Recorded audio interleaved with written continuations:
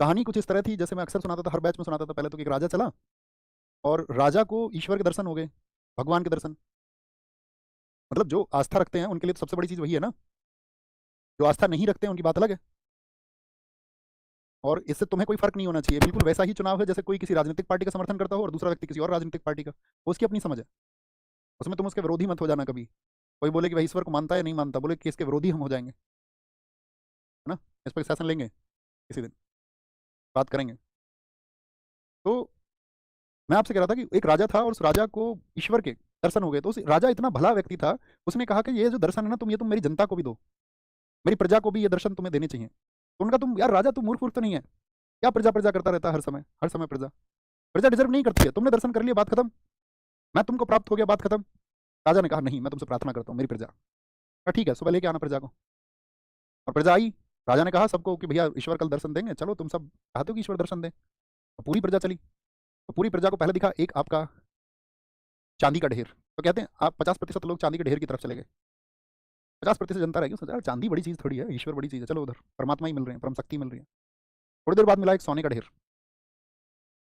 वो बाकी 50% गायब, राजा के साथ बची रानी। थोड़ी देर बाद मिला हीरो का ढेर, रानी भी गई। राजा फिर से अकेला पहुंचा ईश्वर के पास। ईश्वर ने कहा कि तुम्हारे लोग कहाँ हैं जो तुम कहते थे कि मेरी प्रजा मेरे साथी। तो राजा ने बस हाथ जोड़कर एक ही बात की कि मैं समझ गया, मैं सब कुछ समझ गया, तुम जो समझाना चाहते हो वो मैं समझ गया।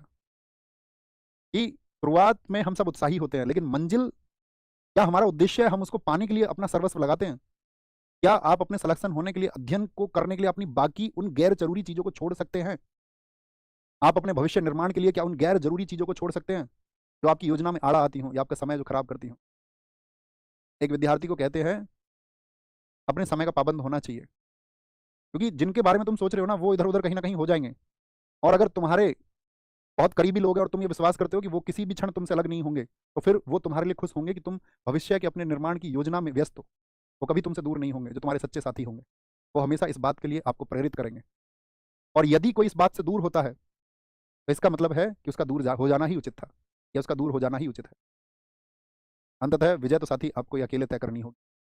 पार्थ शुरुआत करके मंजिल तक पहुंचने का जो जुनून है, वो तुमको बनाए रखना होगा, हर पल बनाए रखना होगा। उस सोने के ढेर, उस चांदी के ढेर, उस हीरे के ढेर, यानी कि वो बाधाएं हैं। और वो किसी भी रूप में हो सकते हैं, चाहे सोशल मीडिया के रूप में, चाहे अनावश्यक घंटों को खर्च करने, चाहे बेवजह की बातें को समय खर्च करने में, कुछ भी हो सकता है। वही रूप है, ये सिर्फ एक उदाहरण मात्र है, ये सिर्फ संकेत मात्र है। और आप मंजिल तक पहुंचोगे या नहीं, वह भी संकेत मात्र है, ईश्वर के रूप में है वो मंजिल। आपका उद्देश्य क्या है, आपका ऑब्जेक्टिव क्या है जिंदगी में, आपके लिए सबसे बड़ी चीज वो होनी चाहिए कि अंततः आप क्या चाहते हो। और वो तुम्हें हासिल करने के लिए संघर्ष करना चाहिए। अंततः मैं भी कुछ चाहता हूँ, अंततः आपको भी कुछ चाहना चाहिए। मैं जो चाहता हूँ दोस्त, मैं उसे प्राप्त करके रहूंगा। और आप जो चाहते हो, मैं उम्मीद आपसे भी करूंगा, आप उसे प्राप्त करेंगे। यही जीवन है। और सांसारिक जीवन तो बिल्कुल यही है। ख्याल रखिए। नमस्ते। जो मैंने सोचा है इस विचार करना, इस पर 2 शब्द लिखना।